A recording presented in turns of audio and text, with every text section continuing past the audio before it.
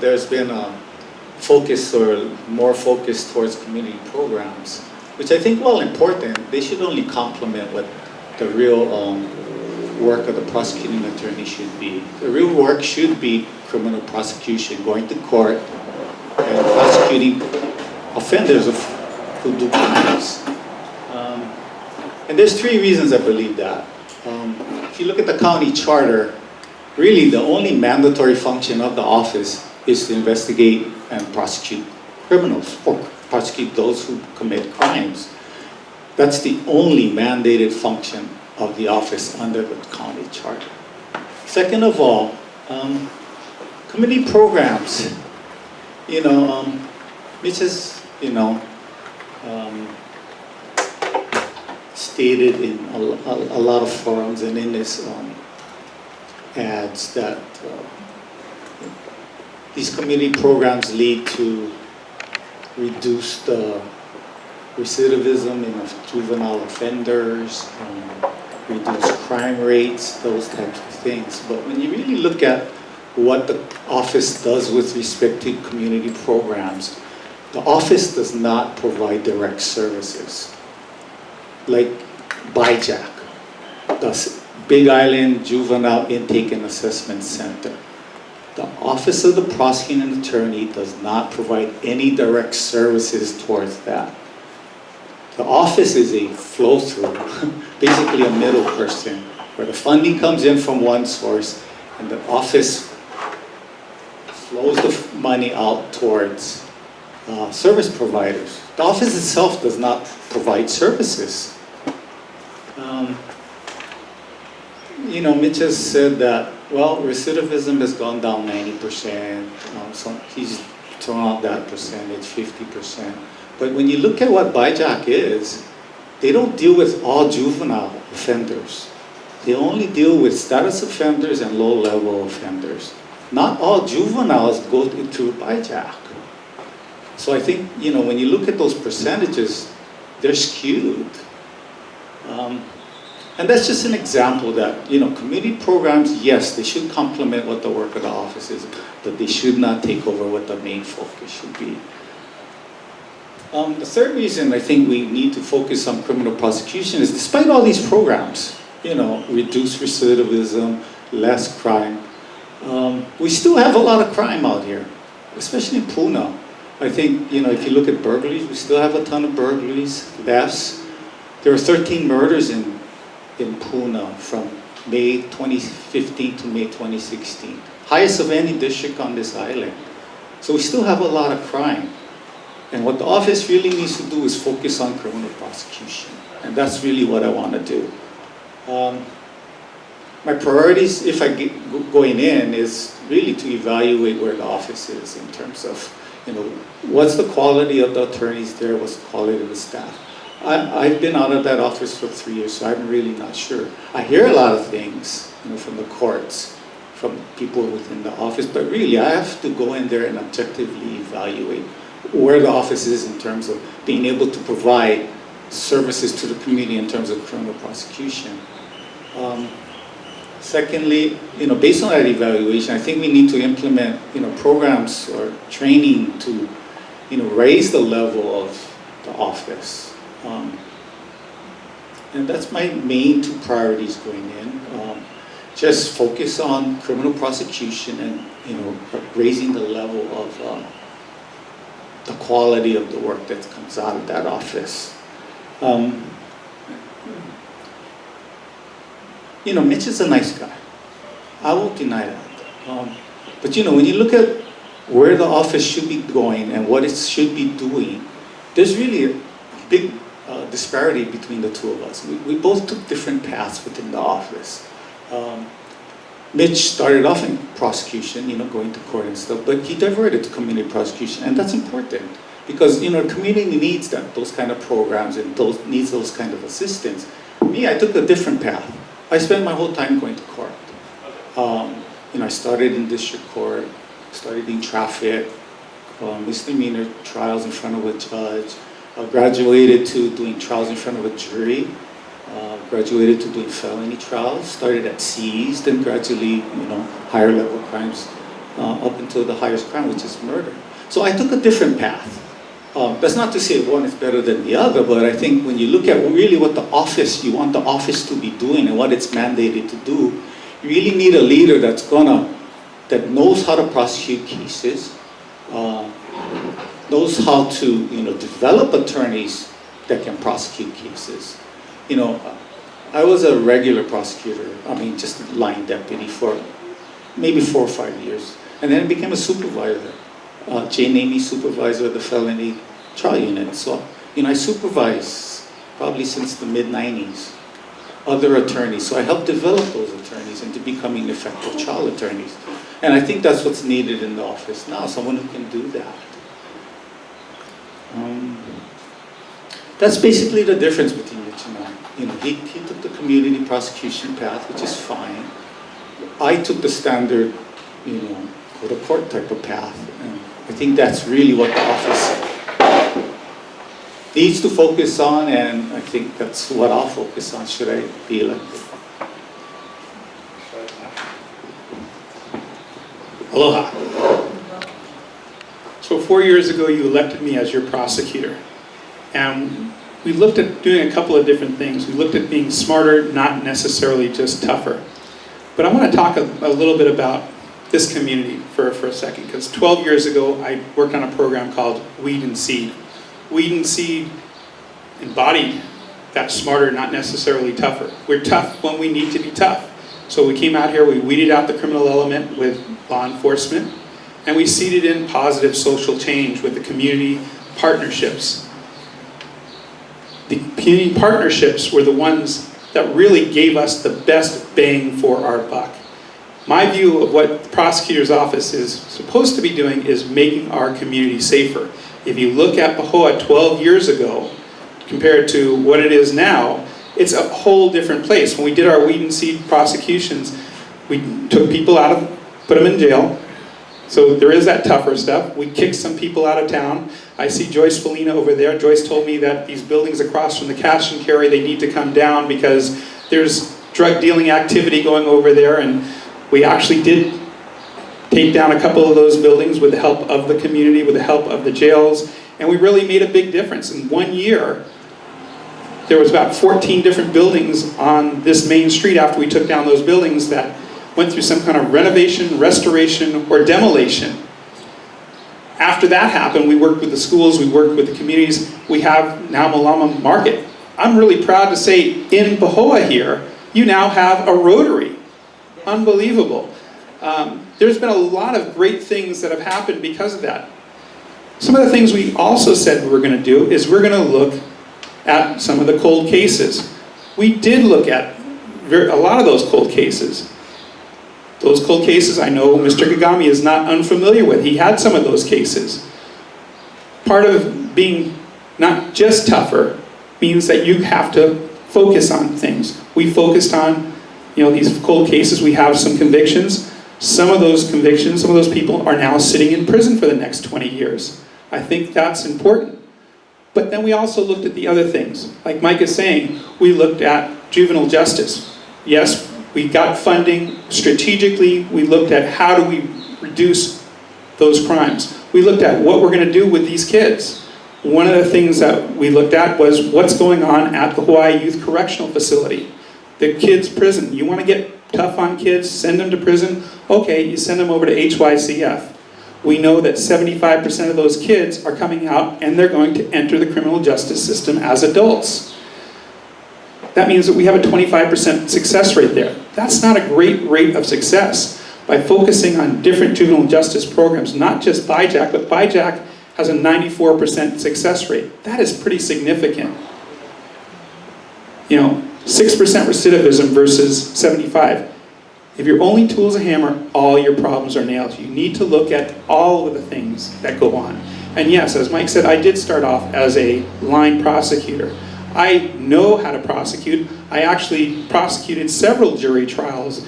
And matter of fact, I probably hold, if not the record, but one of the longest winning streaks for domestic abuse cases in jury trials. Those are probably the most difficult cases to win. I'm also the first prosecutor in the state to actually use PowerPoint technology in a trial. I'm not afraid to try new things. Matter of fact, one of the things that we did out in Pahoa is we did nuisance abatement, drug nuisance abatement, closing drug houses. I've closed more drug houses than any prosecutor in the state. And when we did our nuisance abatement out in Pahoa, we had some great successes. Crime came way down, and the community was pretty satisfied. We have other things that we're working on as well. You know, prosecution, we have a Veterans Treatment Court that our office played a huge role in setting up. Yeah, if you want to be tougher on your veterans, think about this. The veterans are our only members of society that have paid for our freedom with pretty much a blank check. So yeah, we're going to treat them a little bit different. We're not going to give them a free ride, but you know, we're going to work with them. We know that veterans, without going through the Veterans Treatment Court, they have a very high recidivism rate. When we go through the Veterans Treatment Court, they have a minimal, like a 1-digit recidivism rate. The question is do you want a safer community? You know, if you're just looking at the hammer and you're just going to focus on prosecution, you're not going to make this community safer. The definition of insanity is to keep on doing the same thing over and over and over again and expecting a different result. Yes, we prosecute. Yes, we have been training. We've been training our deputies every year. And the group of deputy prosecutors that are coming up through the office, I'm really proud of. We worked on traffic safety. Our traffic safety numbers, our traffic fatalities have gone down by over 30% on this island. That's pretty significant. We lose more people in traffic crashes on this island than we do to murders. So yeah, we want to focus there. We focus there by doing some community stuff, but we've also trained our prosecutors in how to prosecute these cases. Today, in fact, I had one deputy who did 2 DUI jury trials, or OVUI trials, and got 2 convictions. The people that we are training up, I'm very proud of. We just went and did a training on the other side of the island. We watched our deputies compared to the deputies who are coming up on the other islands, and our deputies were phenomenal. That's our younger deputies that we're bringing up. Are all of them that great? No, but we're working with them, and we are training them to do a better job.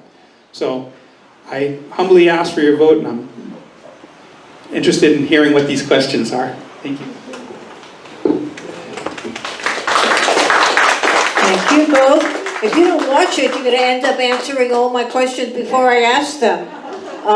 Because the first one I think you both already answered, and that one was, do you believe that the sole function of the office is to bring criminal cases to trial and successfully prosecute them? And I think you've both already given your answer on that. If you don't agree, I'll let you answer this one, but I think you did it already, yeah? You both agreed to that? Okay, we'll move on to the next question. So, meth labs are brownfield sites with the potential to contaminate structures and soil. Can your office take any preventive steps to protect future residents of these properties from the health impacts they might experience? Mitch, yeah. So we actually had a case right here in Ainaloa where there was not so much a meth lab. We don't have as many meth labs as you see on the mainland, the problems that we have there. But when people are using meth in a house, you still have meth residue. We actually forfeited a house, and before we got rid of it, we brought in people to test the house. It was a house of users, and the house came up contaminated. So, you know, one of the things that we're trying to do, we've done, is we've gone after these drug houses. We've taken people out of the houses. We've tried forfeiting some of these houses. We've actually successfully forfeited.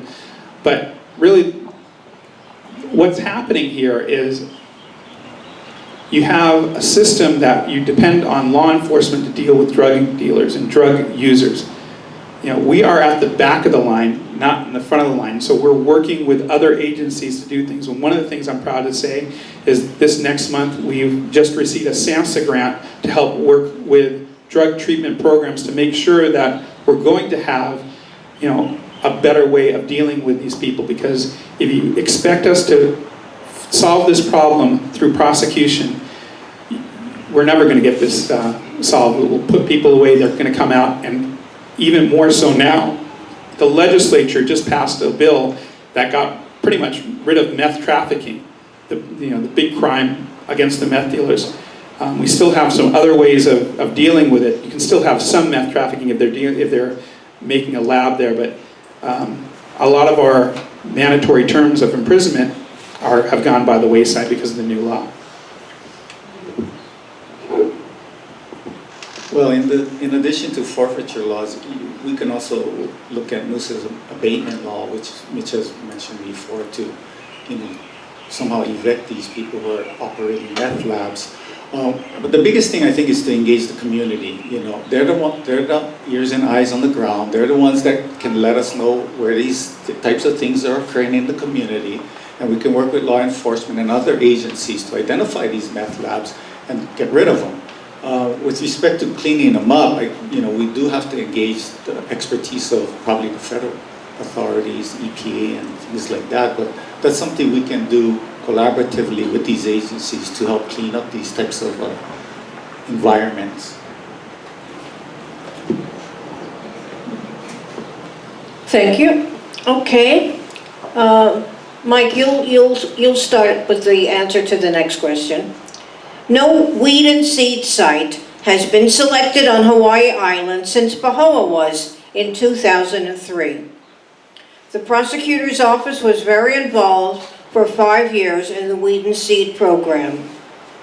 But ICE has not disappeared. Are there any other communities that could benefit from the program?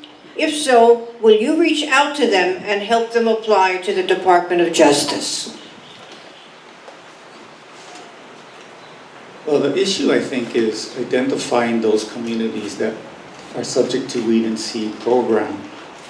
Again, we would have to rely on the community itself to identify where these communities are, where these communities that are qualify for the weed and seed program, where are they located?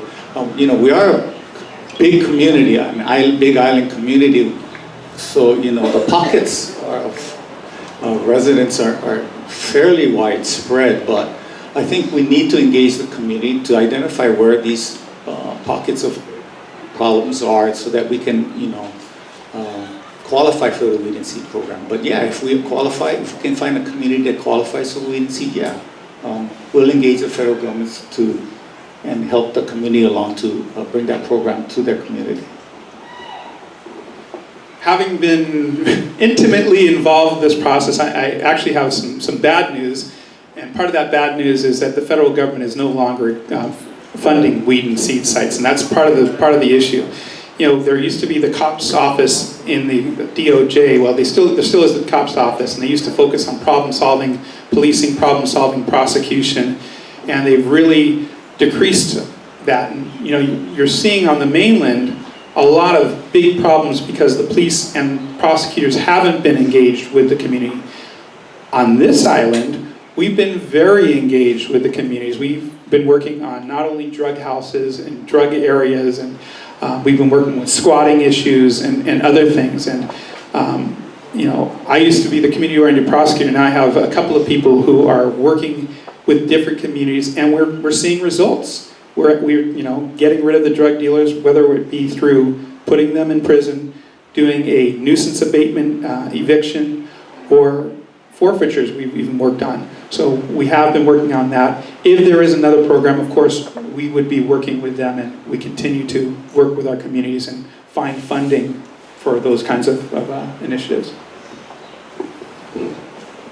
Thank you. I'm sorry to hear that they're not doing weed and seed anymore. It was one of those things. Why stop it if it's something that works, But okay, all right.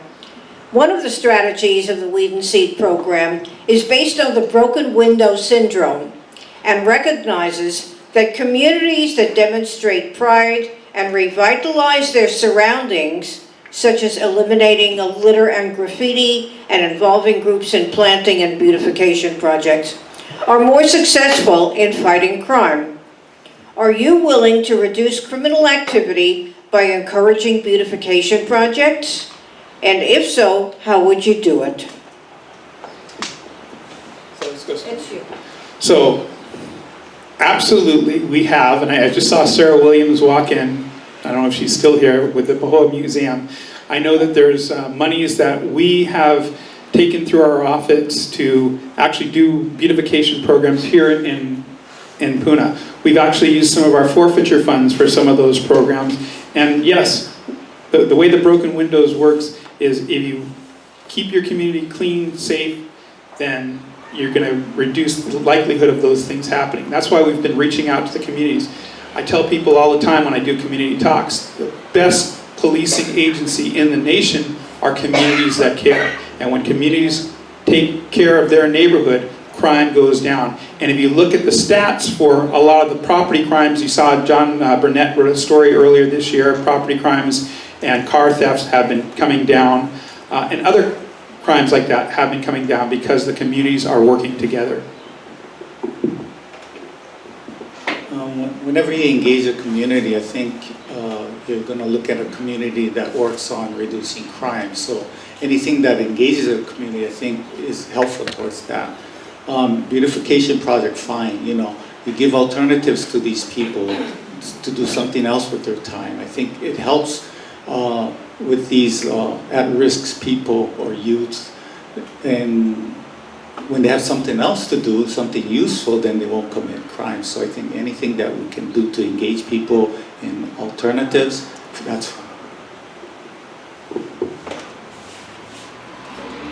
What steps would you take to reduce the recidivism rate among released prisoners? Mike, this one you start with.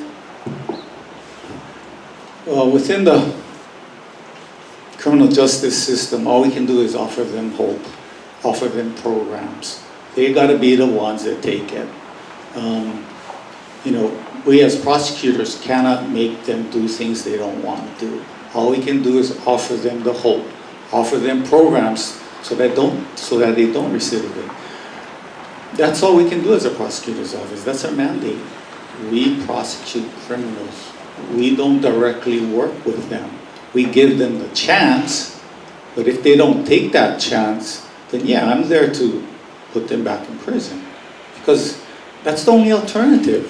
If not, if we keep working with these guys, keep giving them chances, all they're doing is keep committing crimes, and we don't want them out in our community. I understand Mitch's argument about the hammer and the nail, but if you're a nail, I'm gonna hammer you. Because I don't want these people out in our community. I'm willing to give them chances, but they gotta take the chance. And if they don't, then yeah, I'm gonna hammer them. Okay, so there's several answers to this. First of all, you know, we do try to put people in prison, and sometimes we're successful, sometimes we're not. It's up to the judge. But there's several programs that our office has been involved with. One is the Going Home Project, which is a mentoring project. We send people from our office to attend those meetings, to work on those things.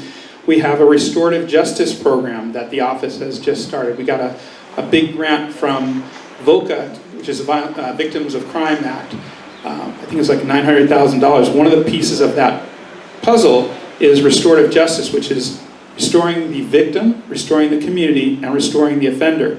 Through that program, we actually have some people that have been going to the prison and actually doing this program with some of the prisoners. We bring in victims of crime, talk to the prisoners in there. I think it's a 14-class program. And we did that because we saw that this kind of program, having been done other places, reduces recidivism by about 30%. We're sending people to prison. We know that they're coming out. The question is, are they going to keep on coming out over and over again? Other programs that we've been working on. In this last 4 years, I've talked about the Veterans Treatment Court.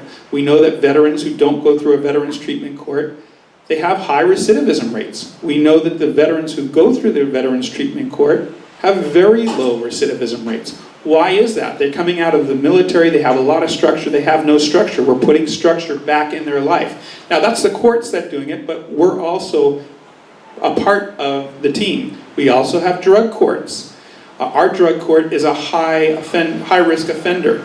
A lot of times we don't agree to the people who are going into the drug court, but once they're in the drug court, we've taken the position of, we want these people to succeed, because if they don't succeed, they're going to be out violating the law, victimizing us, and we are going to have to re-prosecute them again.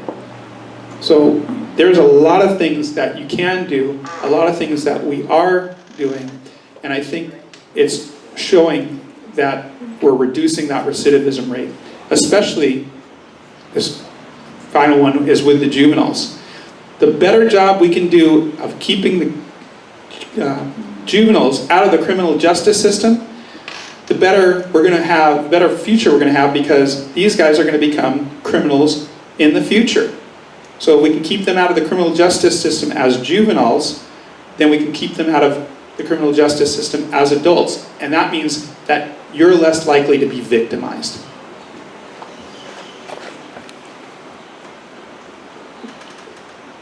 Some prosecutors are too willing to cut plea deals to make their job easier, and because prison crowding encourages this. But this lets some really bad people out on the street too soon. Public safety is thereby compromised. Are you willing to take the time to nail down the evidence so that a plea deal can be avoided? Okay, so let's talk about plea deals for a second. Plea deals are not uncommon. According to the Department of Justice, between 90 to 95% of all cases around the country are settled with plea deals. Mr. Kagami will agree that he's probably, most of his cases, over 90, 95% of his cases ended in plea deals. On our island, you have to understand, we have thousands of cases in front of our courts every year. We have 2 circuit courts, judges on this side, 2 circuit court judges on the other side. We have, a couple of district court judges on each side, as well as one in Waimea. If it takes, let's say, for a murder case, 6 weeks to try that case, and we have 16 cases that are up, at any one time, or at this time for murder, plus you have deputies who have 30, 40 caseload, 40 cases, and a short case is going to take about 3 to 5 days. If you do the numbers, it's not going to work out. We make plea deals for many reasons. One of the reasons is, sometimes a bird in the hand is worth 2 in the bush. We want to make sure that we put the person away. Sometimes your victim's not cooperating. I know one of the last cases Mr. Kagami had, he had a victim that didn't want to cooperate. He pled a attempted murder first down to an assault first. Now, there was some concern about that case, but it happens. There was another case, I know that Mr. Kagami's had several cases where plea deals have been made where people have gotten, what the public may think is a great deal. But when you know about the cases and you know of all the things that are happening, sometimes loss of evidence, your witnesses aren't available, you can understand why plea deals are made. Do we try to make some of these cases, are we taking some of these to trial? We do go to trial on cases. But just because there are some cases that get pled out, that doesn't mean that there's something wrong with the office.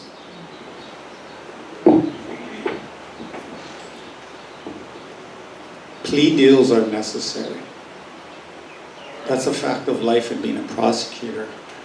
But plea deals must also be reasonable, both with that defendant by itself, when you compare what he did, and also what he did in comparison to others. Mitch brought up the attempted murder first case. Attempted murder second case that I pled down to an assault 1. He didn't give you the facts. First of all, I didn't charge the case. I took it over. After doing the investigation on the case, I felt it was not an attempted murder case. And I'll give you the facts. Mr. Roth can dispute it if he wants.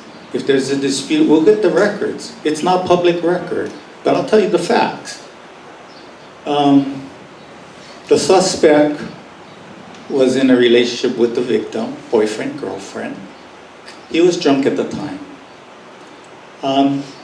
He felt that he was being taken advantage of by the victim. His intent, which he stated,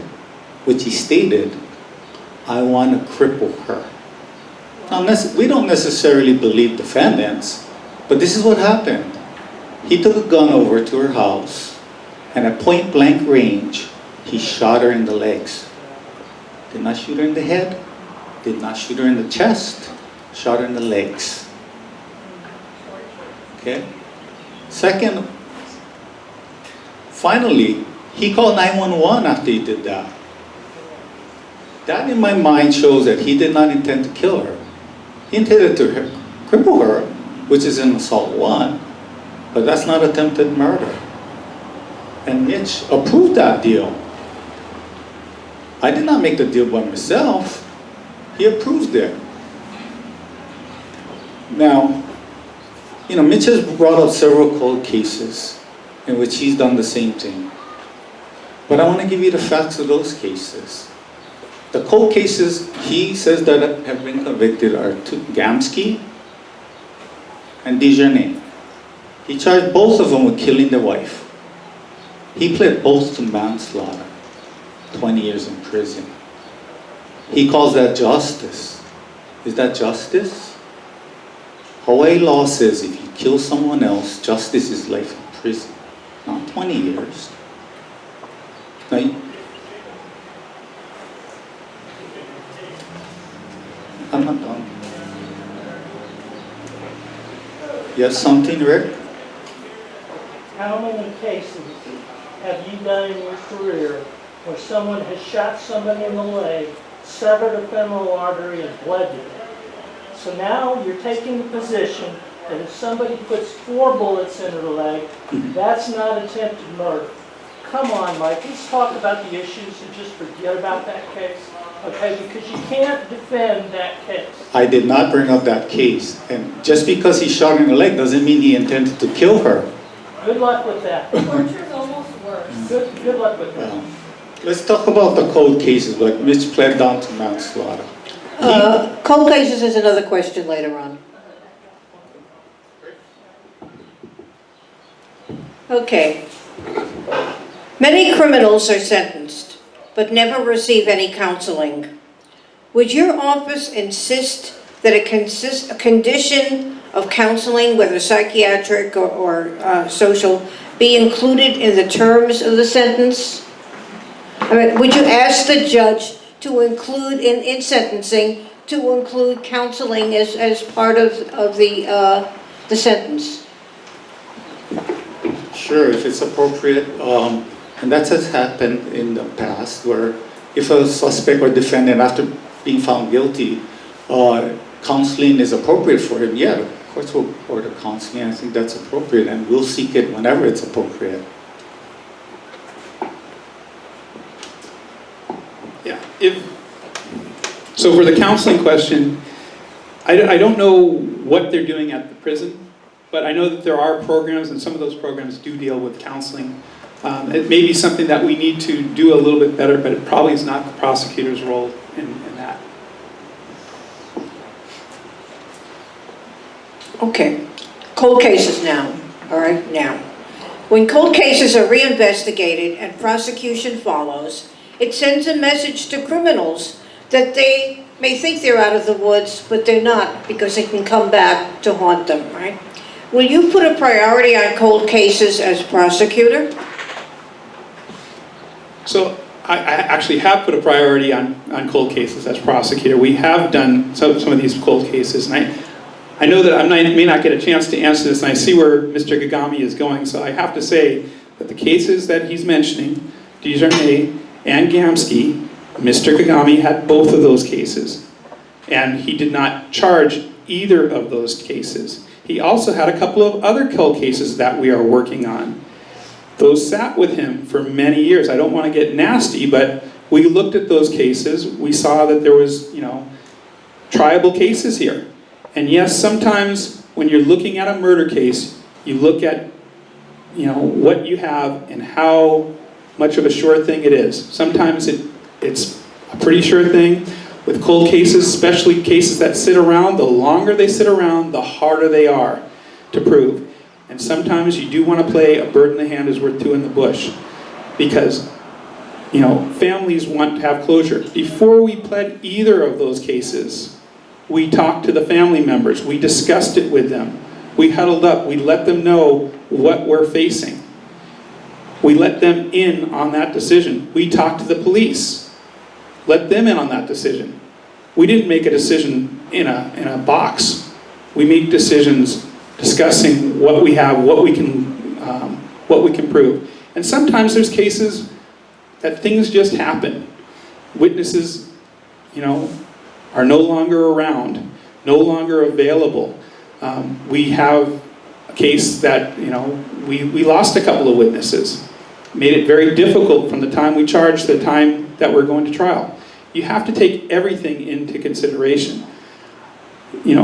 As Mr. Kagami said, plea bargains are part of the beast. Every prosecutor does them, and everybody looks at these cases from a different angle.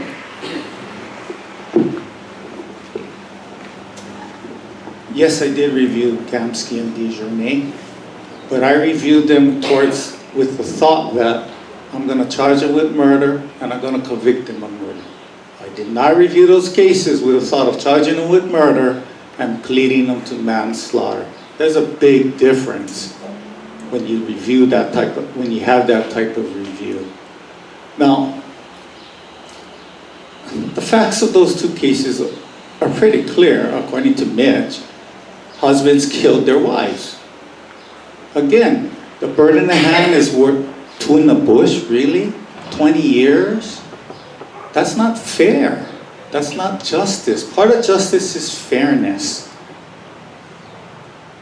I'm going to just go back on, some of my past cases. I prosecuted Ryan Pia, just right down the road, not even a half mile away. He stabbed two people. They didn't die, they didn't suffer lifelong injuries, but I convicted him of attempted murder in the first degree. He's serving a sentence of life without parole. No one died. How is it fair that he's serving a sentence of life without parole and Gamsky and DeJournay have a sentence of 20 years? That's not fair. That's not justice. Jeffrey Santos, he shot his girlfriend in front of their 2-year-old son. He pled guilty to murder. He's serving a term of life with parole. How is that fair compared to 20 years for Gamsky and DeJournay? That's not fair, that's not justice. And the Amamino case we were just talking about, I got a sentence of 25 years. That's longer than both of those cases. They only got 20. My victim didn't die. The defendant didn't intend to kill them. How is that fair?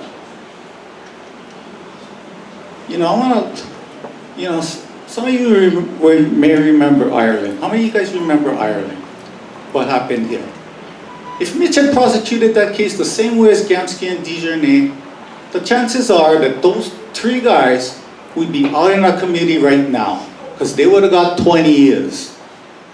That crime happened in 91. Lincoln and Charlene went to the bat. They went to court. They did a trial, convicted all 3 of murder. They're serving life sentences. Yeah, one died in prison, but if he didn't die in prison and he only got 20 years, he may be out. So, you look at cold cases. Yeah, I looked at them, but I looked at them with prosecuting and conviction of murder, not charging them with murder and pleading them down to 20 years. I didn't do that review. And Mr. Donovan over here reviewed the Gamsky also. He didn't charge it. What did I tell you, Mike? No, Rick, you're out of order. What did I tell you? First of all, Gamsky sat in the drawer for 6 damn years. Rick, you're out of order. One other You'll thing- get a chance to ask some questions in a little while, and you can do that then, but that's not what we're doing right now. And let me end with Gamsky. Mitch didn't just take over a case that had nothing. Yeah, I had the case, but will he tell you why he had a body in which he could prosecute? I was involved, yeah. I worked with the police late into the night to get the defendant, Mr. Gamsky, to tell us where that body was. It wasn't just him. Yeah, I was involved. I thought it was important to solve that murder. That's why I worked late into the night with the police to get Mr. Gansky to tell us where he buried the body. That's not to say I did nothing. I just believed I couldn't prove that case beyond a reasonable doubt, and obviously he didn't because he pled him to manslaughter. And just real quickly, just a real quick retort here. What's not fair is a family waiting 7 years on a case where we knew the person killed the person. Yeah, there's issues, sometimes you can't prove it because you're missing evidence. Cases sitting for 7 years, 19 years. Yeah, when we charged it, we don't charge because we're looking to plead it down. We charge intending and going to trial because we have to believe we can prove our case beyond a reasonable doubt. But there was some issues there, and I'm glad that Mr. Kagami said there was issues. So yeah, we got what we believed we could, and the family on both of those cases were happy, and we brought closure to those families. Okay, this is my last question, and then we're going to open it up to the floor, and Mr. Damover will have a chance to speak if he wishes to. On the mainland, there are many states in which the percentage of people of color in prison is greater than the percentage of people of color in the general population. In Hawaii, we certainly have a similar disparity with the Hawaiian community overrepresented in the prison population. So the question is what is causing this disparity? Does it have something to do with the way cases are tried and prosecuted? Or is it something else, and what can we do to address it? Is it a cultural outreach that has to be done, or what is your opinion on this? Well, it's apparent that Hawaiians are overrepresented in prison. I think that's clear. It has nothing to do with prosecution. We don't look at race. We don't look at the race of the person we're charging. I think there needs to be more study into that as to why the demographics of Hawaiians are overrepresented in prison, but it's nothing to do with our office. I'm sorry, with the prosecution side. We don't look at race. Yeah, Hawaiians are overrepresented in the prisons, but they're also overrepresented in a couple of other areas, which is really a sad thing. You look at CPS, you look at your social indicators, negative social indicators, Hawaiians are oftentimes there. One of the things that we look at is why. Especially when you go back over 100 years ago and you realize that Hawaiians were some of the most educated people in the world. They had one of the greatest literacy rates in the world. They had one of the most sophisticated constitutions in the world. And then there was a lot that was taken away from the Hawaiians. A lot of older Hawaiians couldn't have a Hawaiian name. They lost their language. I think with some of the things that we're seeing in society, and this has nothing to do with really prosecution, but the charter schools where they're learning to speak Hawaiian, they're getting their language back, they're getting Hawaiian names, the Hawaiian values, and valuing the that imi loa, the seeker of knowledge. I think as we go toward that, I think we'll see less Hawaiians in our prisons and focused in our negative areas. So I think it's the Renaissance that will actually help what's happening and reduce those numbers. Okay, thank you. We will now open it up to questions from the floor. And okay.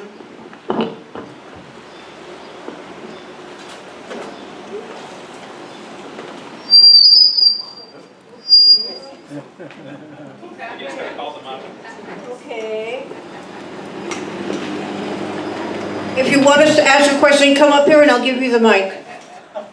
Because we want to make sure the video gets... Aloha, my name is John Scanlon.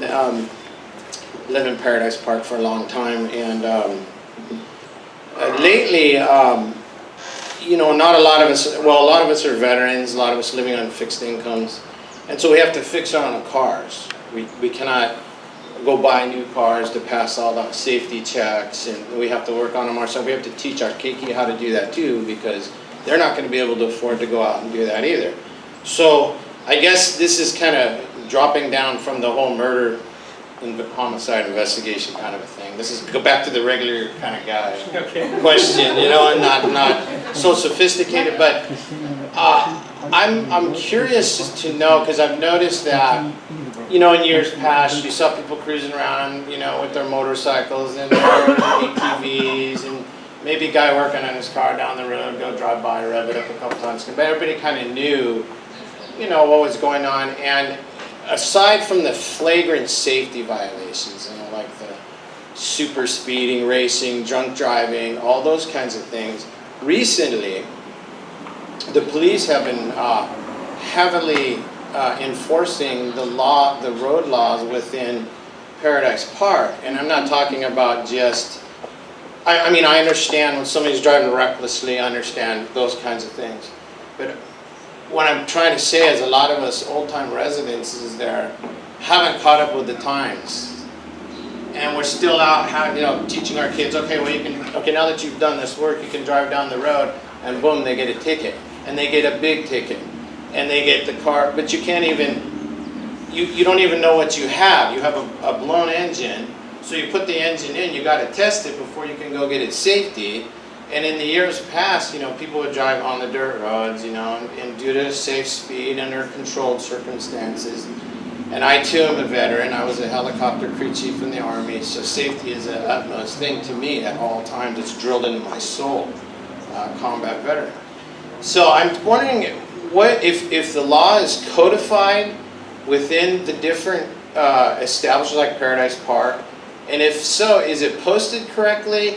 Is there some kind of a, I know that a lot of people don't go to the meetings per se because there's a lot of fighting that goes on there, so maybe some of that information is being passed out, but a lot of people just don't go to those, to hear the meetings. So my question is what is the posture of the DA's office in regards to this, or is anybody like, is there something changed? Is there, go ahead, yeah, thank you. Mitch, you guys both can. It's already been So formal. first off, thank you for your service to our country. As far as enforcing the laws in Paradise Park, so there is a section in the Hawaii Revised Statute that allows police to enforce laws on roads open to the public. And I understand a couple of years ago that they went to the council and they codified those laws for the speed limits. And mostly because of people complaining about people ripping up and down and making it dangerous. Right. And so when those cases come in, our office handles everything from traffic to murder, as you heard. So those are just pretty much one of the standard cases that come in now. Okay. So what my question is this a situation where it's going to be enforced as a spirit? Blocking the video. Oh, hi, excuse me. There you go. Is this going to be something that's enforced by the spirit of the law, or is it going to be the letter of the law? Because, you know, like I said, in order to even safety a vehicle, you got to try it up and down from, let's say, Paradise to Chloe. I mean, very reasonable situations, not drunken, not disorderly, not negligent, not, you know, fixing the car, teaching the child, okay, now you've repaired this, now you need to learn how to take it out. And, you know, things like that. I mean, what is the posture? What do you guys think about that, both of you? What is your take on that? And then thank you for the veteran support, by the way. There's more to that because it's not only when veterans get out of the military, later on in life they can have maybe an incident that is sparked by PSTD, maybe 1 in 10 years, and they may be otherwise fine. So I thank you very much for that. I think it's really awesome, and I know that you do hold the feet to the fire. Anyway, I'm done. Thank you. You guys can. No filibustering from the audience either. I like the full of Well, the prosecutor's office really has to enforce all laws, and we cannot pick and choose which ones we're going to enforce when and where. What you do speak about, though, is mitigation, which goes towards sentencing, or whether or not what the penalties might be, but whether or not a violation occurred, yeah, well, there's not really much leeway that we have. Either did or didn't. Right.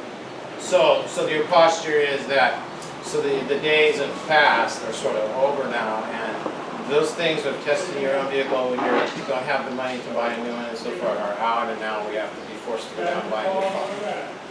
That's kind of how, Well, and the other thing you have to realize too, a lot of the laws that you're talking about have been decriminalized. So it really is not, it doesn't fall on the prosecutor's office unless someone goes to trial with it. So that just shows up as even though it's a misdemeanor, like... It's not a misdemeanor. A misdemeanor is a crime where you can go to jail for up to a year. These are violations that have been decriminalized, and so it's generally just handled by the judge. Oh, okay. So the police department is a different issue then regarding this. So I need to speak to them if I want to know what their posture is. Well, you can write to since it's decriminalized, or if it's a decriminalized, you can write to the judge, explaining your situation, and the judge has leeway to... Well, it's not just, I'm sort of here speaking for a lot of people. I'm speaking for a lot of people that are talking right now. That are noticing that they're getting tickets for fixing their cars. Okay, thank you. So these You are have people that are- you have made your point, Thank you. and we do want to move on to other questions. But as I said, no filibustering from the audience either. So here comes someone else who would like to ask a question.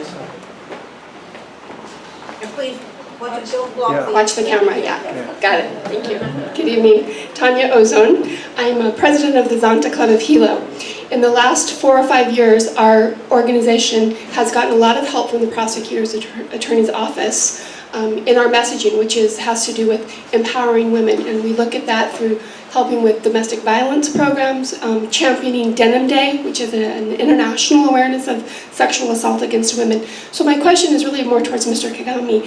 If prosecution is your main focus, what can community leaders, civic organizations like ours and community expect from your office? Well, the community programs that are currently in place and things that community want in the future, I'll support. My position is that they should complement the office, what the office does. Because despite all of these programs, despite recidivism, we still have crime. And we have to take care of that crime by prosecuting them. So I'm all for programs, and it'll continue, but I think we need to focus on prosecution because we still have crimes, we still have problems with a minority of our community committing most of the crime. And that's what I want to address, that. I'm not saying community programs go by the wayside, no.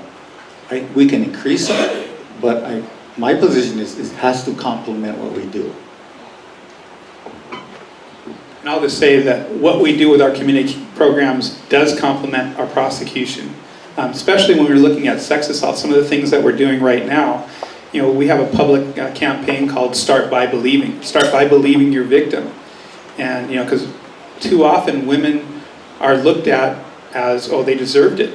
The whole thing about Denim Day started in Italy because a judge felt that a woman was wearing seductive jeans, she deserved to be raped. That doesn't make sense. Nobody deserves to be raped. No woman, no man, no child, nobody. So the programs that we are doing, especially when you're looking at sex assault, when you're looking at domestic violence, they absolutely complement what we're doing, and it also helps to educate the public that these things should not be happening in our community. And so we have prosecutors being trained to prosecute, we have community being trained, we have police being trained. All of these things are working together and they do complement each other.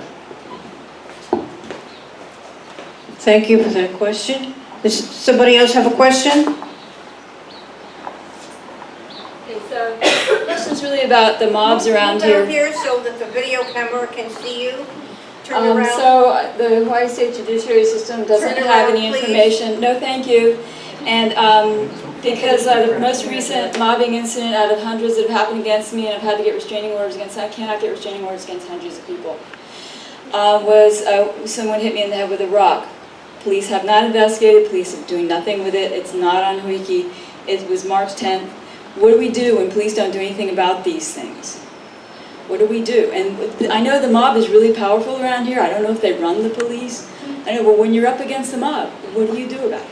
Can you define what when you say the mob? Mob, people who bully. They pick on one person. They say, that person's keeping us from growing our papalolo, or whatever the problem is. So it's, And then okay. they say, we're going to get rid of that one person. And then the mob, bullies, but everybody starts bullying that one person. So we're not talking about organized crime like mafia kind of mob. We're talking about a mob There mentality. is no difference. They can use the internet now. They can, there's no difference. Okay. So a couple of things, and I get a lot of complaints from community members about, sometimes the police aren't responding or things like that. One of the things I recommend is you contact, the captain or the lieutenant out here, and make your report to him. Tell him what's happening, that you're not getting, any response from the police. You want to make a police report. The other thing is, if you feel that it's actually a crime versus something that just happened, make sure you get what's called a C number. The police report number will start with a C versus an M number. If the police just come out and they just make an M number, it's generally not coming to our office. And the C numbers don't either, evidently. Well, the C numbers, we should get a copy of the C number. We don't. Okay, if there is a C number, I'll tell you this. We have the ability to look into the police record management system to see if there is actually a case. And so, if you have a C number for a case, you can probably call our victim witness counselors, ask them, give them the number, and we can see if there's a case that we can see, and maybe we can push that forward. We've actually done that quite a few times. Thank you. Anybody else have a question? A comment?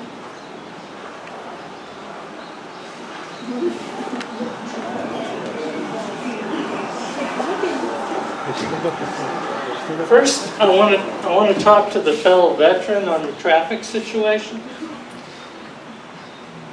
I've been doing this for 34 years. Never supervised anybody, including my cat and my wife. I'm not in charge of supervision, but I can tell you about the problem. Around the country many years ago, Governor Graham became the governor of Florida, running on a policy that said, look, if you vote for me, I'll get rid of those mandatory inspection stations because all the insurance companies will admit to you that it doesn't affect your insurance rates at all. So if you really are serious about fixing the problem, and the problem right now is no insurance, no safety inspection. No safety inspection, no motor vehicle registration. So you got 25% of the people in this county driving without insurance, driving without registrations, driving without safety stickers, and guess what the next thing is? You lose your license. So you can do it. You got to be community active. You got to go out there and persuade those people, look, they're hitting me up for this money. It's not increasing safety. Untie these issues, and I'll be a lawful driver. You can do that, okay? That's community activism. You just have to take it that way. What I would ask these gentlemen, both of them, but mostly Mr. Kagami, because in the last 15 years that Charlene Eboshi was a prosecutor, how many cases did she try to jury? The answer is none. In the last 15 years that Mr. Kimura was a prosecutor, and I'm here to say he was a great one, how many cases did he try in front of a jury? The answer is none. In the last 5 years, and I can't speak for the preceding because I wasn't here, but in the past 5 years, his last 5 years as prosecutor, how many cases did John Ono try to a jury? And the answer is none. Because when you say that how many jury trials you have relates to how good a prosecutor you will be, you're crazy. The job of the prosecutor is to manage an office with over 112 people, millions of dollars, to make sure they play by the rules, to integrate with the community, to get the community together to help you solve problems. It's not just going over there and hammering people, because I have hammered them and I have got them unhammered, because I used to be a defense attorney. Okay? When by Mr. Kagami's standard, when he says, well, Mr. Roth hasn't tried a case in 15 years, well, I would ask Lincoln, when's the last time you tried a trial to a jury in a criminal case? It's been about 16 years. About. Does that mean he's not qualified to be prosecutor? I'm here to tell you, he would make a wonderful prosecutor. Okay? It's about interacting with the community. It's about managing a budget. It's about keeping people in line. It's about coming up with different ideas. It's not about sitting in a room and trying cases that anybody could try. He mentioned Ryron Pia. Ryron Pia was trying to rape a woman who was sleeping. She wakes up, he's got a knife in his hand, he stabs her twice in the neck. When her boyfriend comes to the scene to help, he gets stabbed too, and he confesses. I'm sorry, that's not a tough case. When people die and get buried by their husbands or their wives in the back of their house, they died somehow. But if you don't find the body for years, you can figure out that he probably killed her because he lied about her being alive and running off. But how did he kill her? Was it manslaughter or was it murder? Sometimes you can't tell.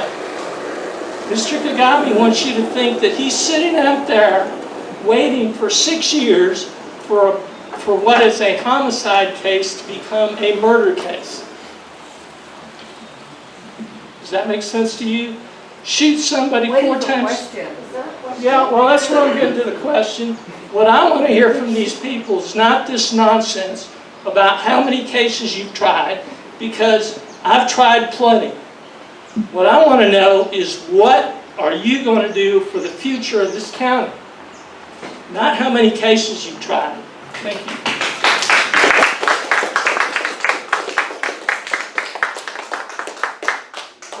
Let me begin, Rick, by saying that, maybe John or Charlene or Jay didn't do trials within the last 15 years, but they certainly did them.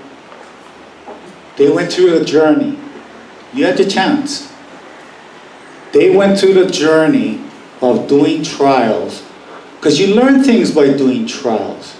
You learn how juries think, you know how to present evidence, you know what evidence matters to them. Going through the journey is important. Not only winning, losing as well, because you learn what does and doesn't work. Jay, Charlene, Jay, they all went through the journey. That's all I'm pointing out. I'm not cutting him down, I'm just saying we took a different path. My belief is my path is better. Because when you look at it, when you look at all the programs, when you engage all the community, we still have crime. Right? So your answer to my question is, you don't know what you're going to do. I know what I'm going to do. I'm going to make this the best damn trial attorney office, criminal trial attorney office there is. Why wasn't it that way? If you think it's so deficient now, why wasn't it that way when you, as you brag in your paperwork, say you were the felony supervisor of violent crimes? Why wasn't it the best? I thought we were pretty close. Really? We prosecuted cases the way I think we should have. We did reasonable plea bargains, yeah, we did plea bargains. But hey, give me a chance. Okay. You talked about probably committed the crime. That's not the standard for prosecution. And whether or not it's murder or manslaughter, you better well damn know at the time you charge it, because that's your duty as a prosecutor. The national prosecution standard is you can prove that case beyond a reasonable doubt at the time of charging, not to figure it out later on. That's not the national standard. That is. That is not the national Excuse me, please. This is not an audience podium debate. You know, this is It's not the format tonight. it is not to decide later whether or not a case is murder or manslaughter. This is not law and order. You know at the time you charge what it is. If you think it's murder at the start, you better have the commitment to go through with it, not plead it out later saying, how can you be at the beginning saying, I can prove this case, and then later on Rick, please. say, well, I'd rather take a bird in the hand. That's not justice. Tell me you never. Rick, you're out of order. Tell me you never. Does anyone else have a well, Mitch wants to address that one. There was a question there. And then, please. So I just want to, a couple of things. And I can answer for myself here, Rick. I have gone through the journey. I have done the jury trials. I know how to do jury trials. I'm comfortable doing jury trials. When I charge cases, I charge believing that I can prove that case beyond a reasonable doubt. Now, when you get to it, and these are tough cases. They're not the easy cherry-picking cases. These are tough cases. We talk to, the police. The police know they're tough cases. Hell, Mr. Kagami didn't charge him because he didn't feel he can prove him. We felt we could prove him, but when talking to the family and talking to the police, we wanted to make sure that they were okay. And as long as they were okay, that was important because it brought closure to them. Leaving these cases out there for 6, 7, 19 years, that's crazy. I can tell you the other thing. Well, what we're gonna do.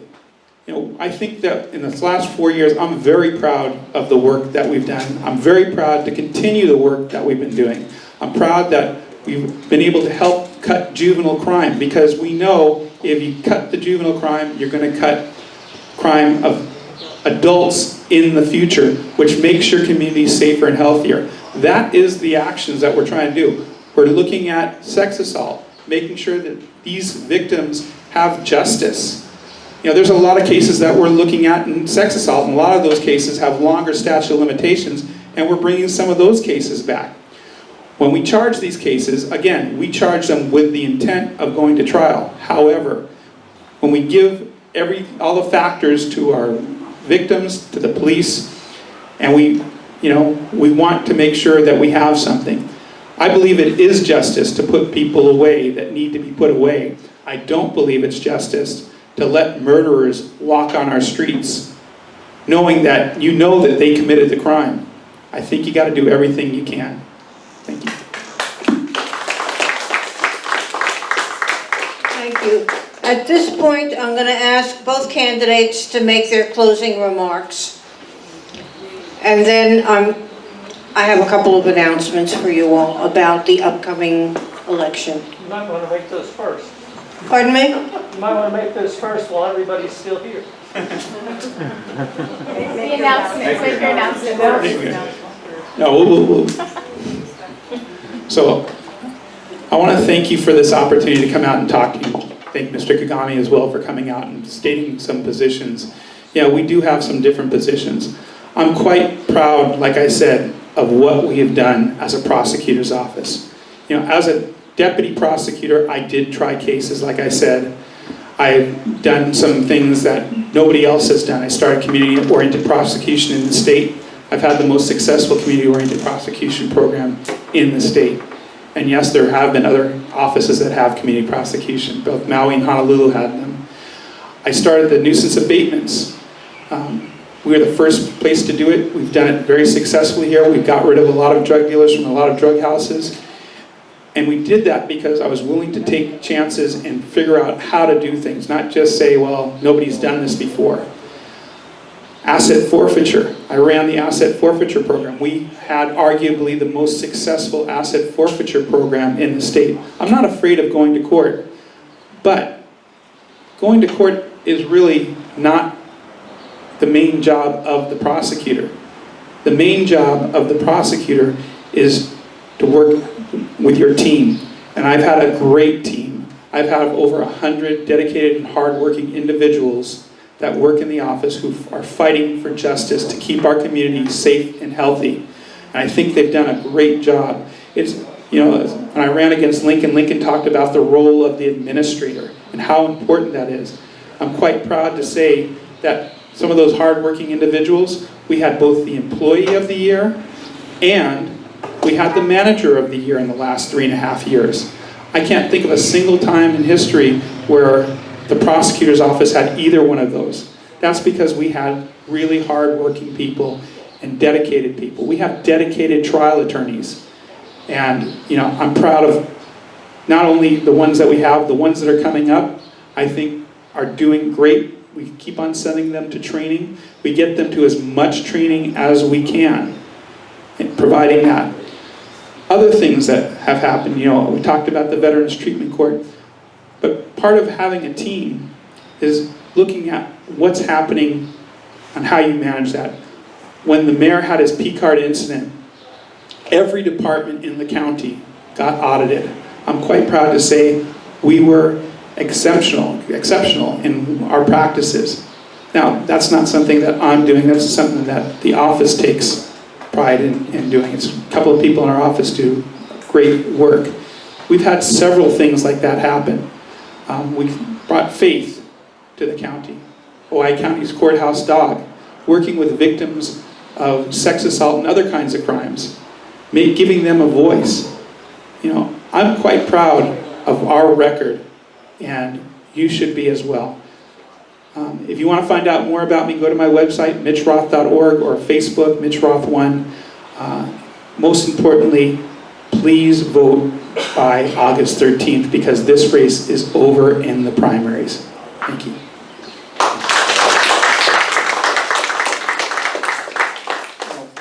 Thank you for having us tonight.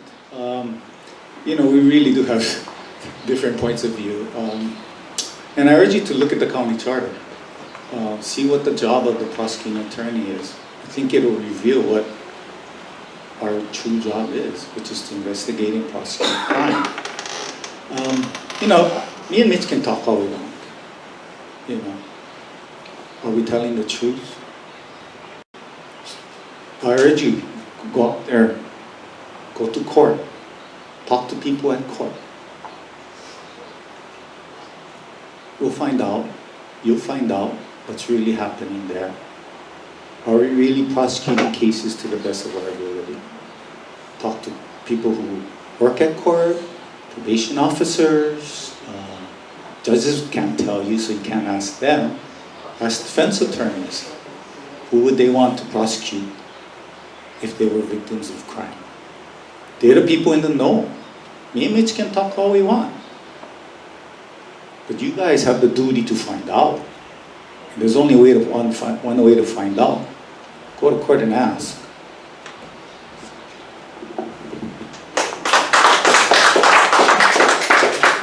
I want to thank the candidates for coming out. I want to thank the audience for coming out. I want to thank Russell Ruderman, who let us use his PA system, and for all 4 forums, which really came in handy. I do have some announcements. There are some things you should know about. I just got my write-in ballot in the mail, and when I looked at it with all the instructions and everything, they forgot to put down something in there that you should all know about, and so I'm making it as an announcement. They forgot to let you know that in Hawaii you cannot do any write-in on the ballots. If you try to write in, your ballot will be considered spoiled and it will not be counted. So please, even if you don't like what your choices are, you do not have the option to write in a candidate, because then you lose everything. You lose all of your choices, no matter who else you voted for or what else you were voting about. So that's one thing I wanted to warn you about. There's something else on the ballot that you might explain about claiming your party, nonpartisan.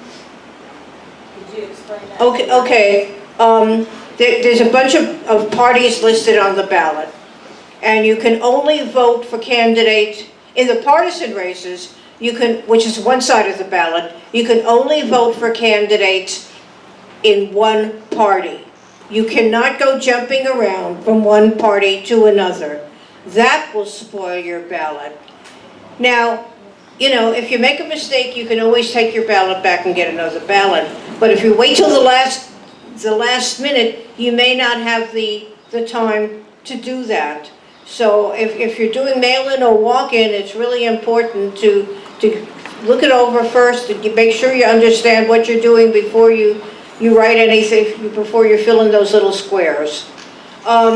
There's something else I want to let you know about, and that is that there's going to be a ballot initiative about the scope of the county general plan.